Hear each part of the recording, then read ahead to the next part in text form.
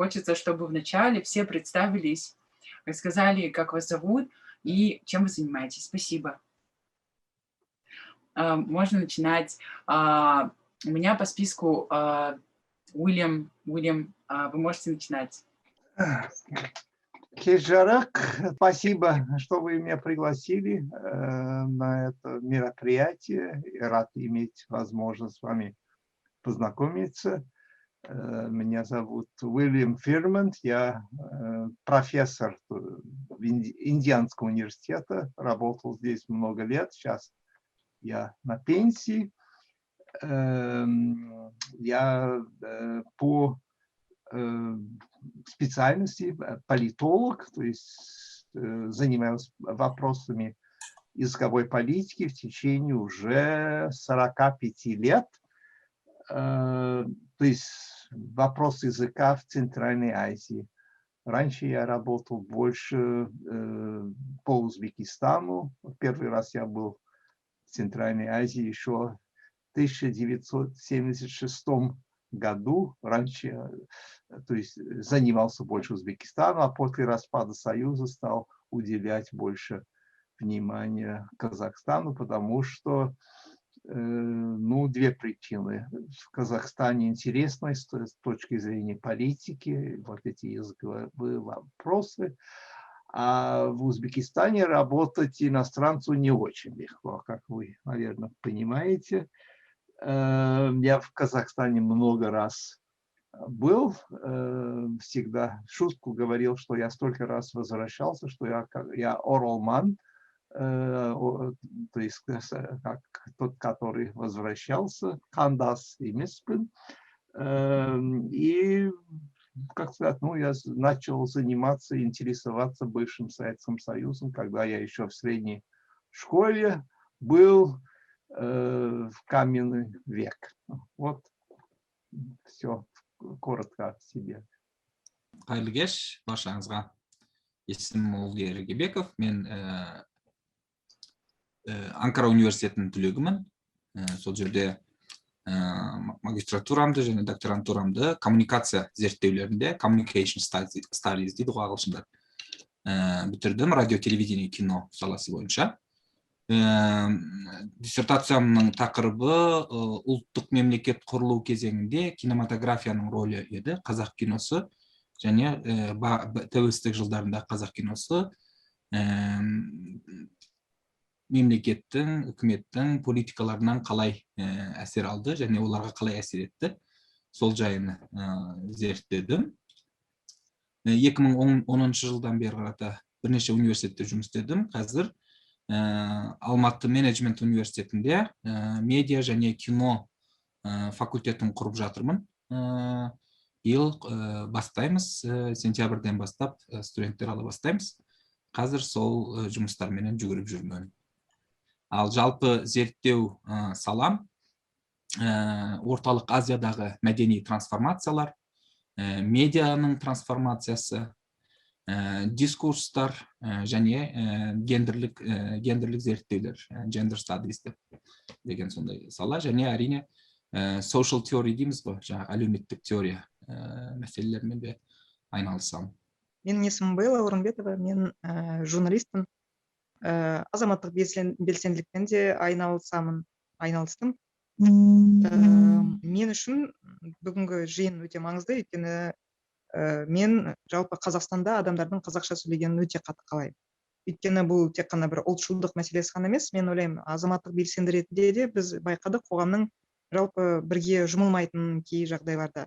Өйткені бізде біріктіретін күш өте аз, осығанға дейін, мысалы, биліктің тарапынан да үнемі біздерді бөліп жарып, мынау қазақ тілді, мынау орыс тілді, мынау қалалық, мынау ауылдық деген сияқты өте үнемі ыдыратып отырады. Мен ойлаймын, Қазақстан жалпы даму үшін, мемлекет ретінде демократиялық басқа да процестердің дамуы үшін бізде жаңағындай бірігу процесі болу керек та, ал біріктіретін менің қазіргі ойымша тек қана тіл ғана бізді бір ұйыстырып біріктіре алады. Сондықтан бүгінгі шараларыңызға өте көп рахмет.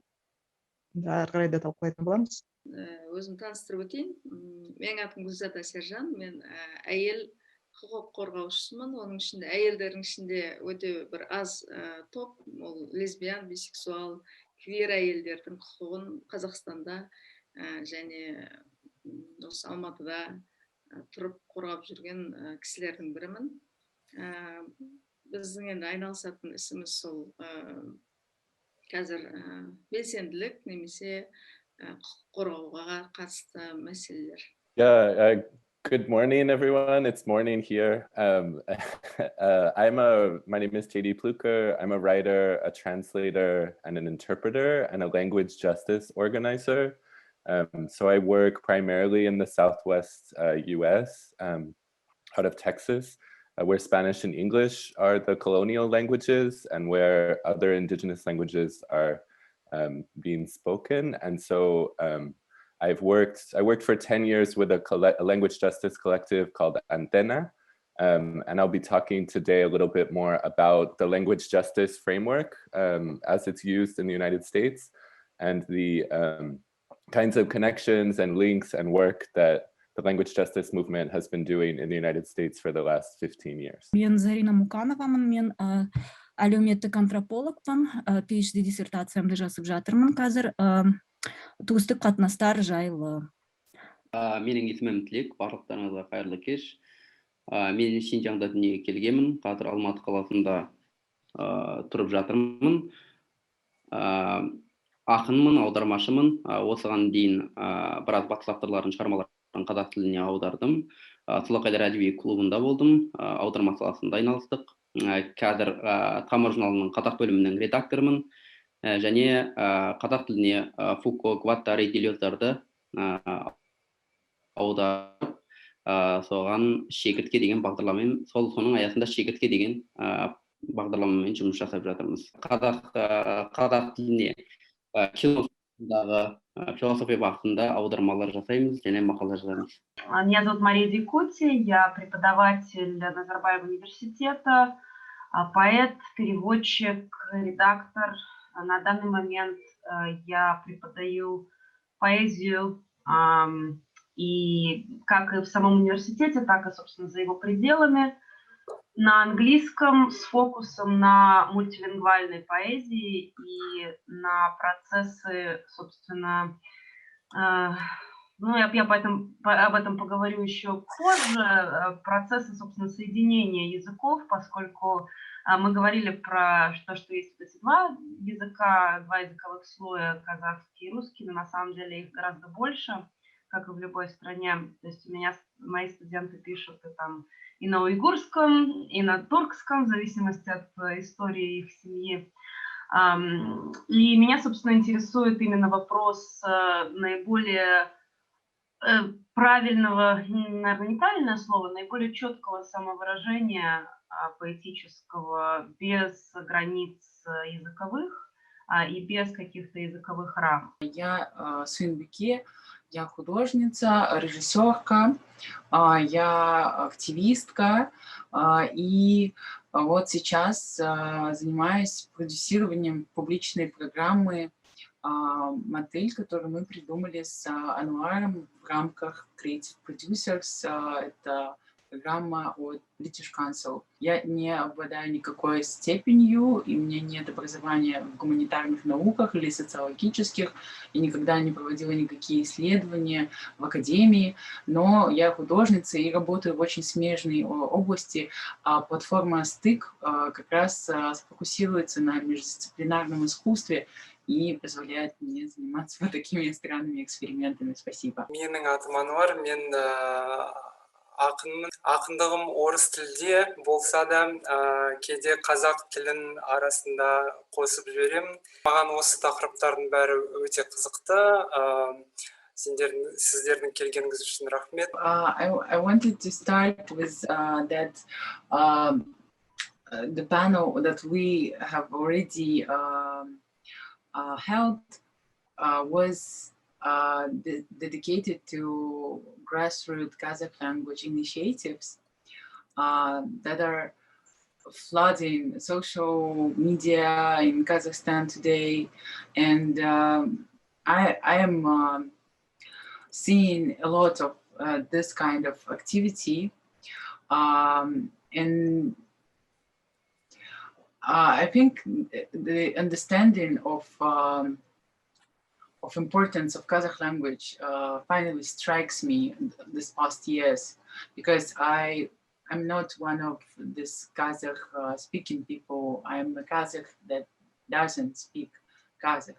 I'm one of these Shala Kazakhs. And only past years struck me that I do need Kazakh language in my life, and the interest came to me finally. So I've been seeing this around a little bit. So, and these initiatives prove that it's not just about me. It's a little bit something that is more or less common these days. So my first question is, why do you think it is this understanding comes, and why it is important to do this activism for Kazakh language in Kazakhstan? Benim bir savalım var. Активизм degeniniz o niye? Что вы имеете в виду под словом activism? These are grassroots initiatives that I mean.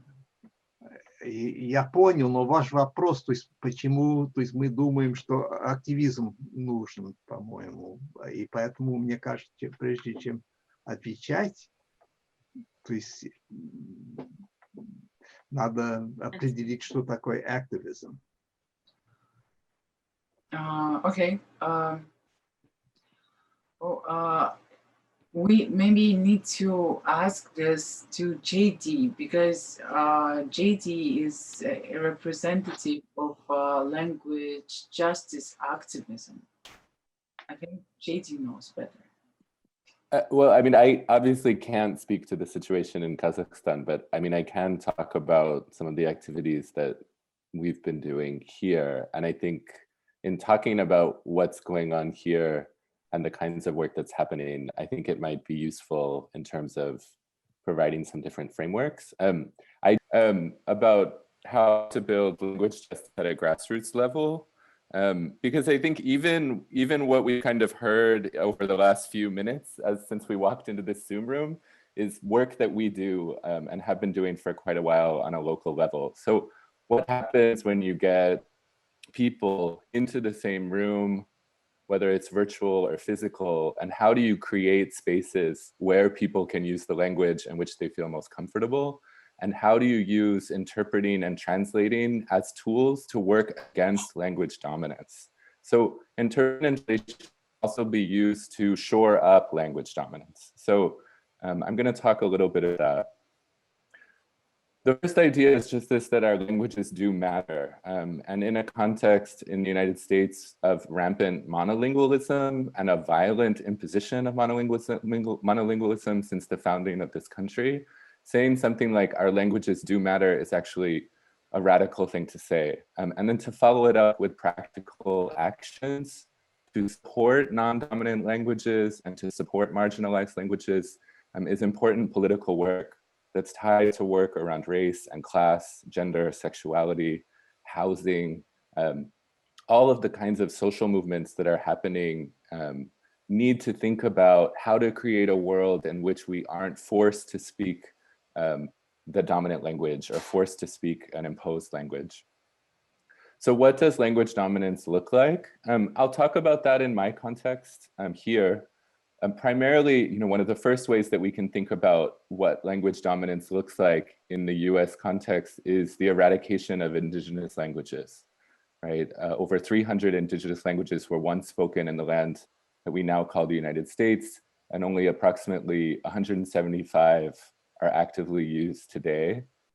I mean, I'm not coming at it from an academic perspective. So for me, I think activism gets defined in many different ways by people who are doing work in communities. And so for me, it's, we could have that discussion about how to define activism, but for me, there's a series of practices that are being used in communities that is what I wanted to, what I'd like to discuss. But okay, so so what I was starting to talk about was this idea of inequity based on language. And there's a Finnish woman from Finland who has defined this idea of linguicism. And so the definition that I put up here is a system of oppression based on language that results in structural advantages for dominant language speakers and disadvantages for non-dominant language speakers. So in a US context, right, we see that English is made obligatory, is made mandatory in official or professional contexts, and that those who do not have access to that dominant language end up with a poor educational system, less economic access, and poor health situations. And what linguicism also means is something that Sunbike, you started to talk about, which is being cut off from ancestral languages or experiencing significant barriers when we attempt to reconnect with those languages. And linguicism and the ways it intersects with internalized racism and impulses towards assimilation mean that many people were not taught the languages of their families and cultures, so as not to be marked as other or foreign or less than or marginalized. And linguicism means that we don't see the languages other than dominant languages represented from the front of the room at events. And so the larger question that I wanted to get to was, how do we dismantle linguicism, and what is language justice anyway, exactly? Here, this idea of language justice really comes out of a series of movements, of grassroots movements in the US, that particularly in the United States South, but actually now across the country, of people. It actually began at this Highlander Center for Research and Education in Tennessee. And people, Alice Johnson, Roberto Tijerina, started to develop practices around interpreting and translation to work against language dominance. And so this quote can be helpful. "Language is personal, visceral, and powerful. It is tied to our lands and to our bodies. Each time we open our mouths to speak in our accents and dialects, we identify ourselves and bring all of those things with us. When we come together to have the hard conversations, it is important that we are able to express ourselves in the language that most fully conveys the depth and nuance of our hopes and our frustrations." So language justice includes this right that everyone has to communicate, to understand, and to be understood in the language or languages in which we feel most comfortable, a commitment to creating spaces where no one language dominates over any other, a commitment to facilitate cross-language communication, and respect for everyone's language rights. Language rights include the right to be free from discrimination based on language, the right to have meaningful access to public services and civic participation, the right to maintain non-dominant languages and pass them on, and the right for everyone's languages to be valued and respected. So concretely, what this means in the work that we do is that we work with social organizations, movement organizations, grassroots groups, and other institutions to use interpreting and translation to create these spaces of language justice. So we always say that language justice is a process, not an end goal. So you're never going to kind of reach a perfect way of doing this, but when we use together before the pandemic in spaces, we use this equipment. So there's a kind of cheaper forms of simultaneous interpreting equipment that many collectives that work for language justice around the country have purchased, and which we use to create these spaces where the different languages coexist. And often it happens in sometimes it happens in larger sessions, like in rallies or in protests, but it also happens in smaller contexts around a table or doing the kind of thing that we're doing today. I would say that doing this work is often also about organizing resources. And so that can be an activist work. One thing that often gets said is that a budget is a political document. So how you're using those funds and how funds are allocated is political.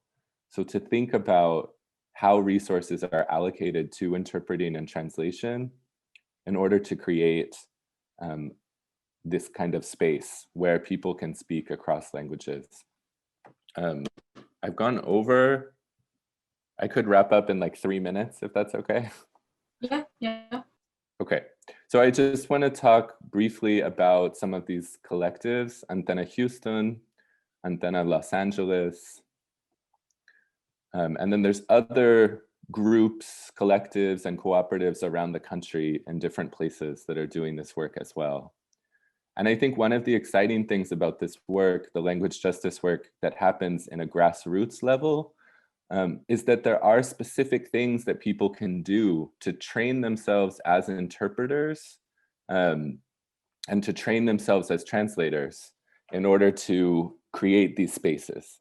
So there's work that can happen now. For example, we do trainings on social justice interpreting to provide skills to community members so that community members and bilingual people can become language justice advocates, organizers, activists in their own communities. Because there's very concrete work that has to happen, very practical work that has to happen to create, to use these tools to work against language justice, to work against language injustice, right? So I think that's one of the exciting things, right? Is we have these sessions where people teach each other how to do interpreting and translating, where we work together on best practices, we work together on how to do this. So it's not just demanding it from the state or saying the state needs to provide this or the country needs to change. It's about working at a grassroots level in our communities to create spaces that are different, spaces where one language is not allowed to dominate the others. And those kinds of skills can be passed from person to person. Just to close, there are some resources that we can share links to that are the pamphlets of Antena Aire. There's one called How to Build Language Justice, which I think would be very valuable for people to look at and to read. We're also poets and literary translators as well. So as we went around and I heard that so many people are doing language activism work and also working as poets and translators, artists and writers, I think there's a reason for that. I think poetry and art allow us to imagine a different world. And I think that language justice practices give us specific and concrete tools to create that world. Absolutely. And finally, I just wanted to share this. Se Ve Se Escucha is a language justice podcast that's available internationally. I'd really recommend checking it out. It has a lot of resources and other folks talking about language justice. So. Feminita, all the grassroots initiative. Бізде жаңағы ақпаратты берген кезде қазақ және орыс тілін қатар алып жүруге тырысамыз. Енді барлық өзіміздің тыңдаушыларымызды қамту үшін. Сол кезде мен қазір сіздерге өзіміздің тәжірибемізді, өзіміздің белсенділікте жүргенде тілді қолданудағы тәжірибемен бөліскім келіп тұр. Мүмкін сіздерге ол қызық болар. Жаңағыдай осы кездесудің тақырыбы жаңағы бөлетін және біріктіретін тіл дегенге байланысты айтқым келіп тұр.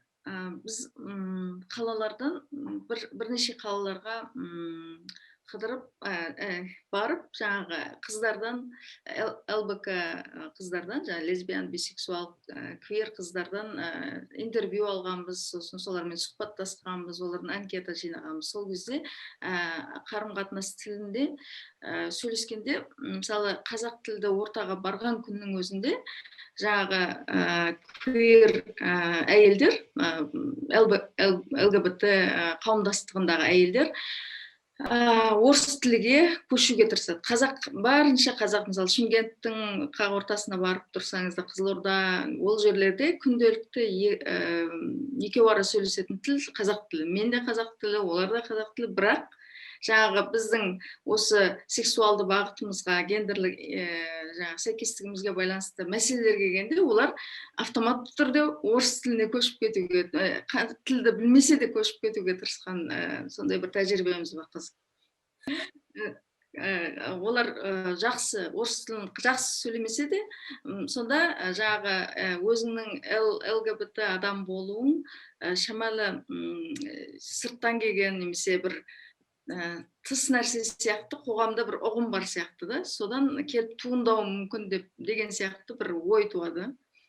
Бірақ сонымен біз жаңағы тілдік белсенділікті пайдаланып, жаңағы қазақ қыздардың арасында, бірақ сәл уақыт өткеннен кейін, мысалы менің қазақ тілді екенімді жақсы түсінгеннен кейін, олар да қазақ тілді болғаннан кейін, оларға ыңғайлы болғаннан кейін, сәл сөйлескеннен кейін, әрине біз қазақ тіліне толықтай көшіп кетеміз. Сонда мысалы өзін өзі қабылдау, жаңағыдай сол тіл және өзіңнің жаңағы болмысың екеуде бірге бола білетін жаңағы қазақ тілді қоғамда сен орның бар екенін түсінуге, мысалы әр адамға мүмкін тілімен де жаңағы өзінің сексуалды бағытын қатар алып жүру үшін мүмкін бұл қажет те шығар. Сонымен енді соңғы тағы бір өте көзге анық түскен тағы бір жағдай, ол жақында өткен маршта Жанар Секербаева, менің құрбым, жаңа Феминитаның менімен бірге құрушысы Жанар, орыс тілінде айтқан сөзге ұқсас қысқа мәтінді мен қазақ тілінде айттым, жаңағы жиналып тұрған халықтың алдында. Ол жерде жаңағы мәтіннің бар болған несі, мағынасы, жаңағы ЛБК әйелдердің құқығы бар, ол қорғалу керек, мен соның қорғаушымын, мен де сол әйелдердің бірімін деген ғана мағынада бір сондай бір қысқаша елдің алдында сөз айттым. Әрине, мысалы қазақ тілді ақпаратта өте қатты негативті, мысалы бір Инстаграмда өте қатты талқыланып, осы нәрсеге қатты қарсылық білдіріп, біраз адамдар ренжіп қалды. Тура сол сияқты, мысалы Жанардың орысша айтқанына менің ойымша онша қатты, енді оған үйреніп қалды. Өйткені оның алдында да соған ұқсас жұрттар сөйлеп жүрген, жұрттың алдына шығып мүмкін бірінші рет айтылған шығар. Мен осындай бір-екі жаңағы бақылауларымды бөліскім келіп тұр, жаңағы біздің жаңағы грассрут активизмде жаңағы тілдің қолданысы Қазақстандағы жағдай туралы осындай азғантай шолу жасап өттім. Гүлзада, рахмет, спасибо большое за то, что вы сказали, потому что это, в общем-то, очень близко к моему опыту здесь с студентами. Только у нас добавляется еще дополнительный язык, на котором, собственно, мы тут все говорим, в таком альтернативном мире. Да? То есть Назарбаев университет, он такой альтернативная космическая станция на английском. И как раз, то есть один из вопросов, который я задаю студентам в начале нашего поэтического курса, это подумать и описать их отношения, их собственную личность в разных языках, на которых они говорят. И это очень интересно, потому что никто не говорит, что я один и тот же человек на всех языках. То есть у всех разные ассоциации, у всех совершенно разные какие-то контексты, в которых один язык используется или другой. И для многих из них, они на самом деле, английский это для них такой язык какого-то такого и академии, при этом какого-то такого будущего, то есть на котором можно говорить о вещах, о которых нельзя говорить на русском и на казахском, потому что, как одна моя студентка написала, моя мама не поймет. Вот, и поэтому можно писать стихи про то, про что действительно хочется писать. И, собственно, мы начинаем поэтому с ними с такой, как они говорят, безопасной англоязычной поэзии, которую они пишут. А потом у нас начинается очень длинный модуль мультилингвальной поэзии, где я, собственно, показываю им, что, во-первых, можно и нужно внедрять свои языки в свой текст в таком проценте, как вам кажется, лучше всего именно показывает вашу идентичность. И тут начинаются очень интересные вещи, потому что для многих из них именно вот эта вот прослойка английского языка, она каким-то образом позволяет действительно вот делать вот этот контекст для терминов, которые иначе были бы табуированными. Да? То есть там у нас очень много студентов, которые представители ЛГБТ и представители, в общем-то, разных других, в общем-то, и лингвистических меньшинств тоже. И для них вот эта возможность, как бы, я могу в одном стихотворении смешать там и русский, и уйгурский, и казахский, и английский, и французский, который я учил в 5 классе. То есть это настолько огромная свобода, поэтому вот для меня как раз вот этот проект, спасибо Сюндыке, Ануару и вообще Стыку, вот, для меня это очень во многом про свободу. Потому что чем больше есть способов выражаться, и чем меньше границ между этими способами, потому что у меня, как у билингва, тоже всегда русский язык был языком домашним, английский язык был языком внешним.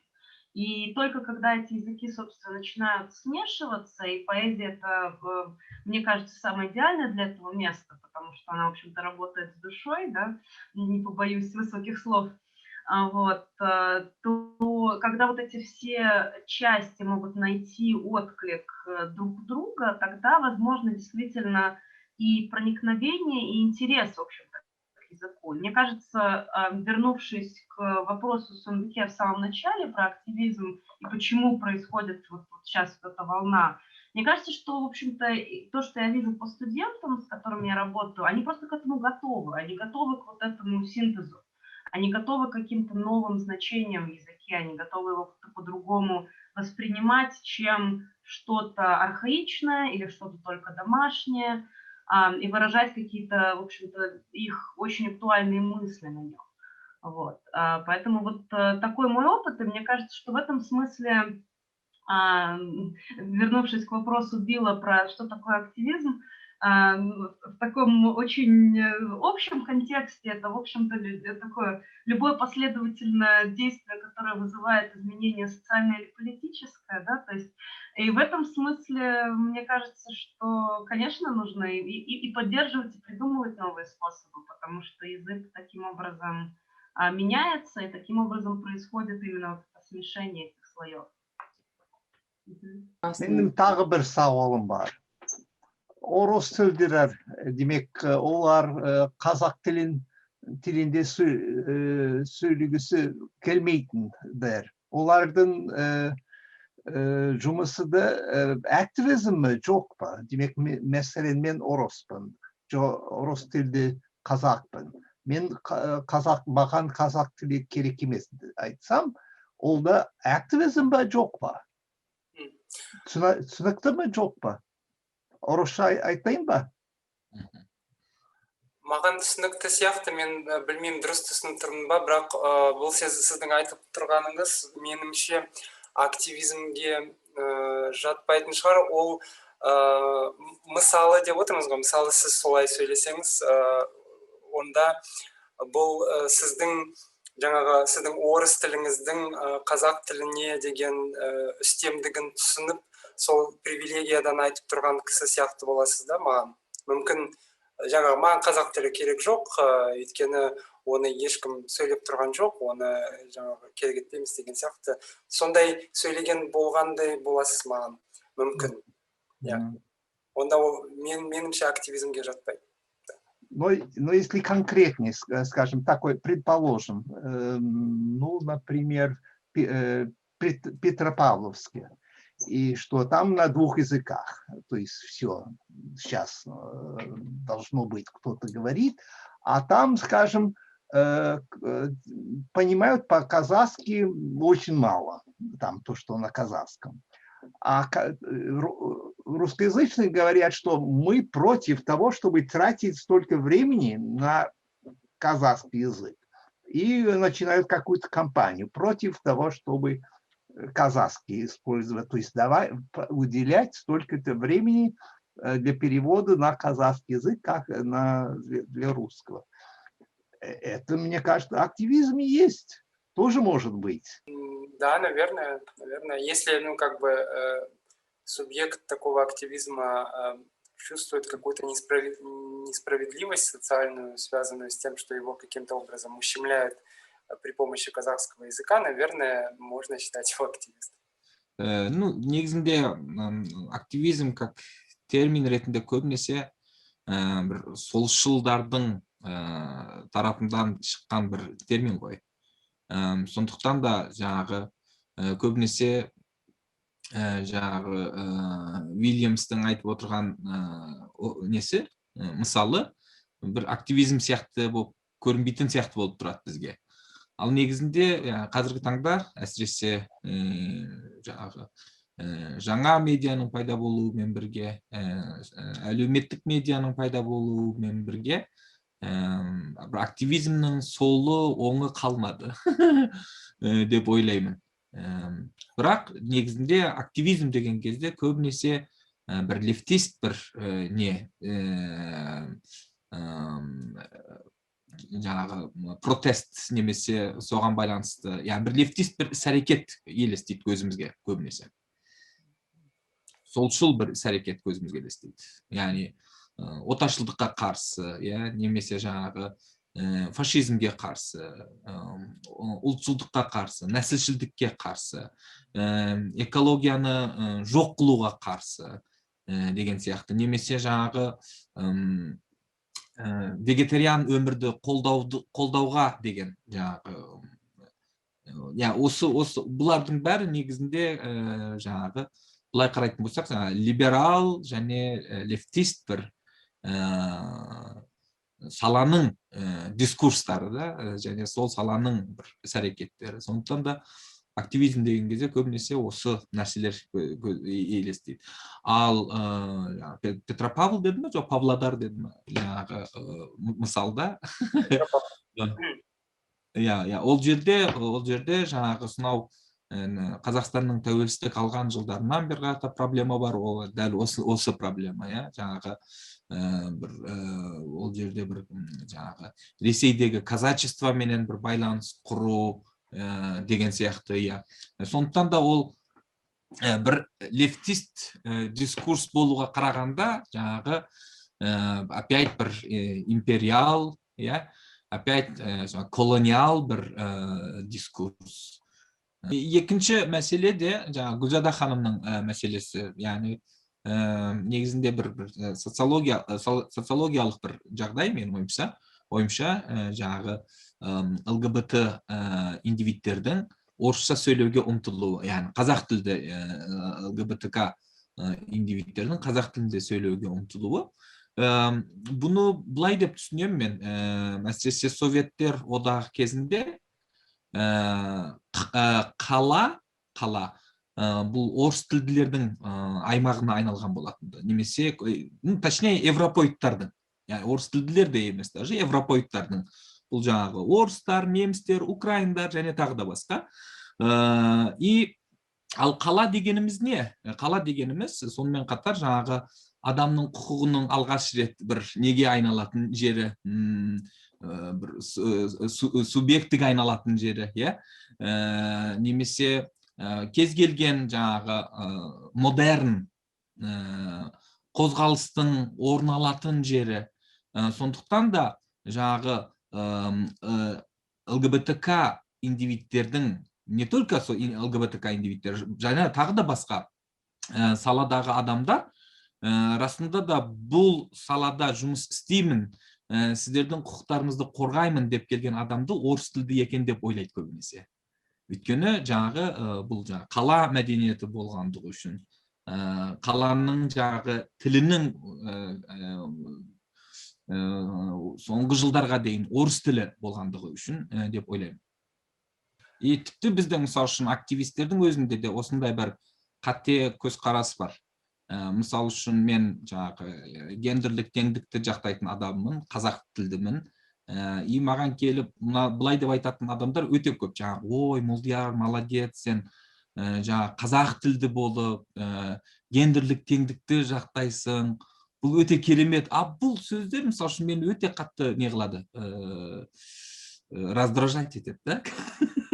Өйткені тіпті активистердің өздерінде осындай бір көзқарас бар. Мысалы үшін, кімді, мысалы үшін, Тілекке де айтқан шығар, жаңағы, вау, сен бекет аударып жүрсің, қандай керемет. Как будто қазақшаға бекет аударылмайтын сияқты.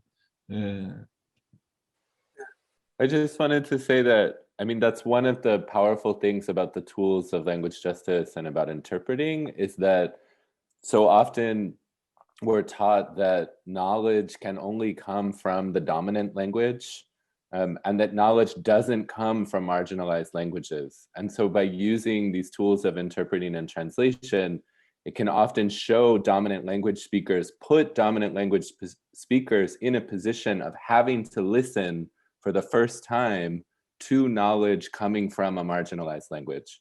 And so this is something I think internationally that's can be a very powerful tool for movements and for activism, is to use interpreting as a space, to use interpreting to create a space where dominant language speakers are encountering knowledge coming from marginalized languages for the first time, and that can be a powerful tool for movements, for building connection, and for unsettling this idea that knowledge only originates in the dominant language. Да, это на самом деле это очень большая тема в академическом контексте тоже, потому что одна из больших проблем в академии это что огромное количество статей, работ, трактатов и прочее про и Казахстан, и казахский написаны на других языках, на английском в основном. И, собственно, мы вот в переводческом воркшопе столкнулись с тем, что огромное количество переводческой теории не переведена на казахский. Поэтому и это тоже огромная проблема. И мне кажется, что такого рода переводческие проекты это тоже большая часть именно активизма, потому что это дает носителям другого языка возможность ассимилировать это знание в контексте их языка, что им не нужно обращаться, как говорится, к какому-то универсальному или доминантному языку вроде английского.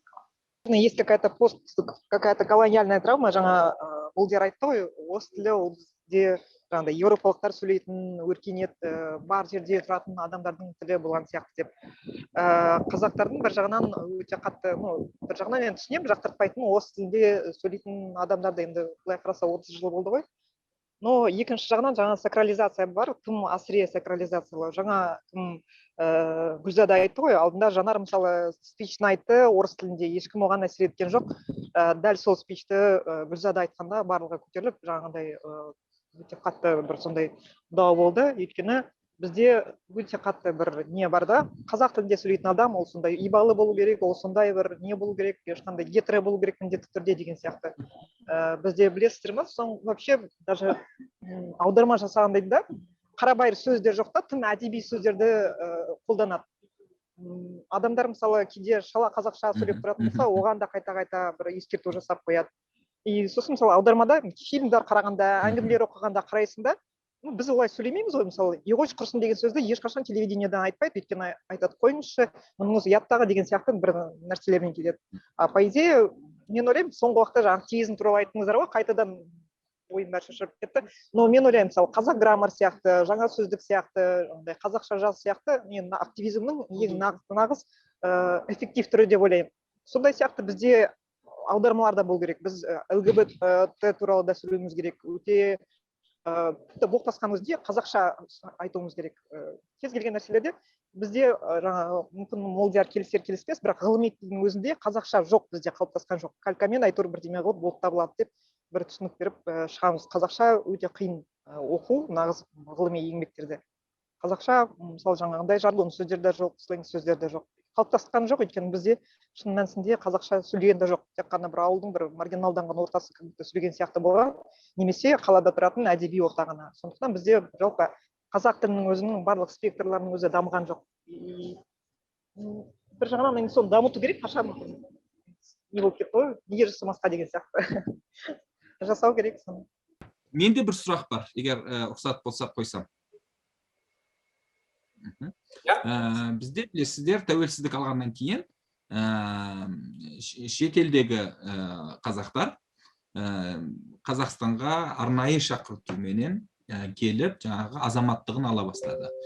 Біз бұл практиканы жаңағы Израильде көрген болатынбыз, Германиядан көрген болатынбыз, и ол жақта көбінесе терминологияда репатриант деген ұғым қолданылған болатынды. И бізде репатриантты қазақшаға оралман деп аудардық.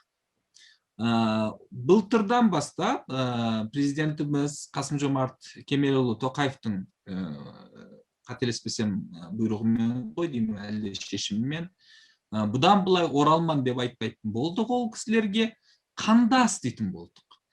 Қалай ойлайсыздар? Қандас бөлуші тіл ме, әлде біріктіруші тіл ме? Менің ойым бар. Меніңше ол дұрыс емес, қандас. Себебі әрбір қазақ ол қандас. Қайдан болмасы ол қандас. Қызылордада туған ба, мәселен Алматыда туған ба, ол қандас. Марста туған ба, ол да қандас. Сосын қандас сөзі меніңше ол еш нәрсе аңғатпайды. Демек, тек қана қаны бір. Мен ойымша барлық адамдар қандас. Ол да дұрыс.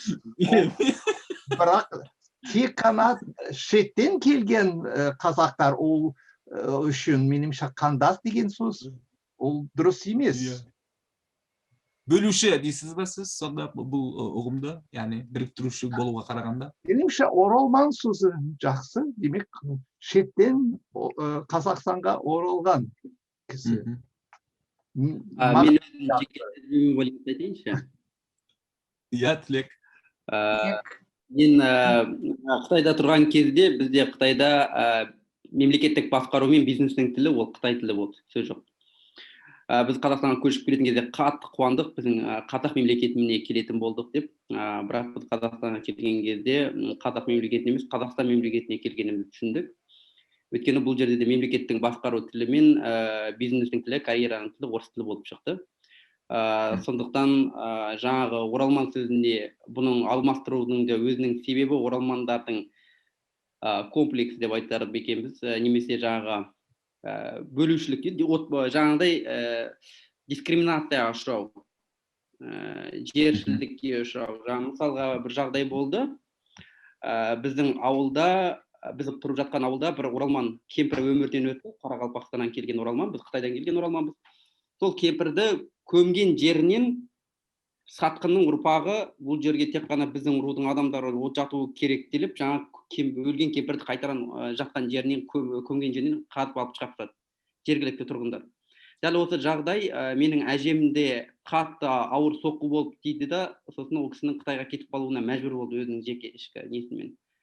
Нәтижесінде сол жақта ол кісі қайтыс болды, қазір сол жақта жатыр. Яғни бұл сөз оралман сөзінің қандас сөзіне алмастырылуына тікелей қатысы бар деп ойлаймын да, өйткені менің жеке поэзияға келуім, менің өнерге келуім, ол менің жеке комплекстерімнің нәтижесінде екен. Мен осыған дейін неге дегенде менің алғаш жазған өлеңім мен қазақпын деген өлең.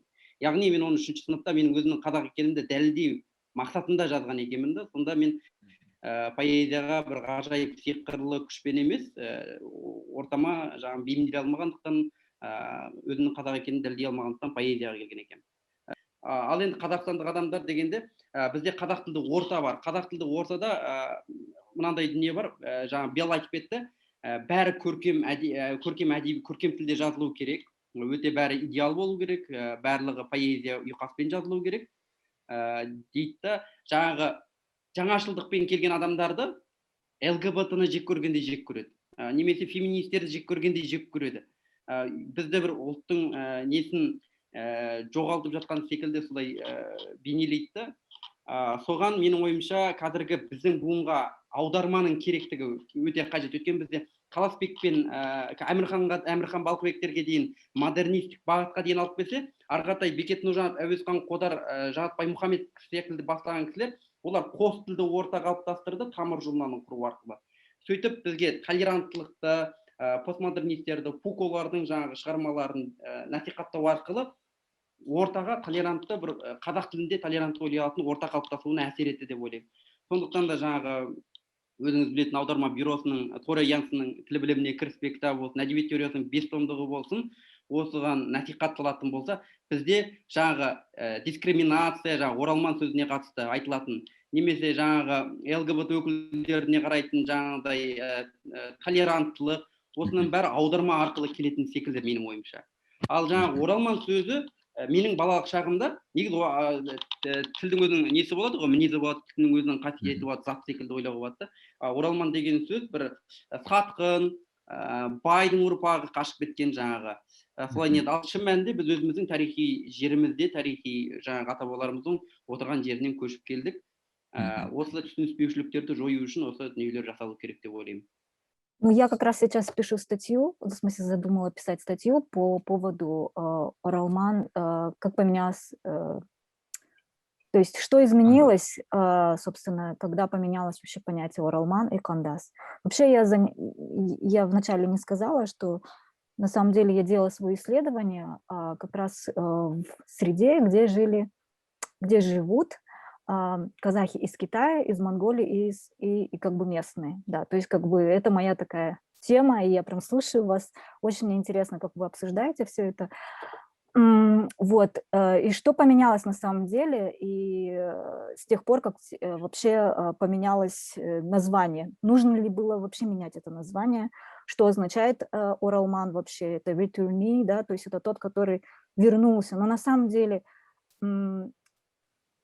как бы я сейчас говорю, я знаю, что это достаточно такая скользкая тема, поэтому я хочу сказать, что на самом ли деле вы вернулись, ну, то есть если Оралман, на самом деле они ли вернулись, это же они не уходили, то есть это же их предки уходили, или, может быть, они даже никогда и не уходили. Занимаюсь этой темой глубоко, ну, я себе такую задачу поставила, что изучая историю вообще Восточного Туркестана, уйгурского каганата, там, Синьцзяня конкретно, как там вообще казахи появились, да, вообще, всегда ли они там жили, или это вообще место было кем-то другим занято, а потом пришли туда казахи, что вообще происходило, почему сейчас вообще это все происходит, то есть я себе поставила эту задачу разобраться в этом всем, и, ну, как бы, поэтому у меня тут столько мыслей, на самом деле, очень интересных на этот счет, поэтому если если говорить конкретно о переводе, то слово Оралман, оно неправильное, и оно разъединяющее. Слово Кандас, как бы мне кажется, оно достаточно смягчает этот момент, да, но опять-таки, зачем давать новое название, вообще зачем вообще говорить об этом, то есть просто мы все казахи, хорошо, что вы приехали, мы рады, что вы приехали, и мы рады, что вы снова нас познакомили с нашим прошлым, потому что мы ничего не знаем. Вот мы сейчас здесь, казахи, сидим, да, ну, то есть в Казахстане, или даже мы ничего не знаем об истории казахов в Синьцзяне, мы ничего не знаем истории о казахах в Монголии. Ну, я не говорю, что там, может быть, кто-то знает, кто-то изучает, но реально в учебниках истории Казахстана это не написано. Я в школе изучала историю Казахстана и участвовала в олимпиадах, понятия не имела об этих людях. Я только сейчас об этом узнаю. Из источников написанных в основном на английском, на итальянском, на французском, на немецком, но не на русском, понятно почему, и не на казахском, непонятно почему. Ну, в смысле, теперь уже должно быть как бы это все переводиться. Негізінде бұл жаңағы біріктіретін тіл және бөлетін тіл деген кезде осы бүгін айтылған әңгімелерді меңзеген едім, және сонымен қатар бізде мысалы үшін визуал тұрғыдан да өте көп проблемаларымыз бар. яғни визуал да тіл ғой негізінде жаңағы. Немесе одан басқа тілдің екі несі бар да, ерекшелігі бар. Тіл екі түрлі құрал, инструмент. Яғни біреуі, біріншісі адамдар арасында қарым-қатынасты құрады, коммуникацияны құрайды. Яғни коммуникация құралы ретінде. Ал екіншісі, сонымен қатар тіл күш пен жаңағы басқарушы биліктің тілі. Яғни билік құратын құрал да, инструмент. И менің ойымша біздің негізгі проблемамыз осы екінші жағы болу керек. Жаңағы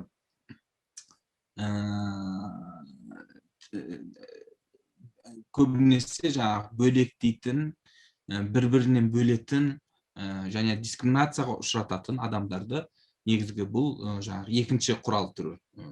Күш, билік тілі болу, яғни көпшіліктің тілі болуы, көпшіліктің ғына жығылып, яғни солардың жаңағы ақ десе ақ деп, қара десе қара деп айтуы.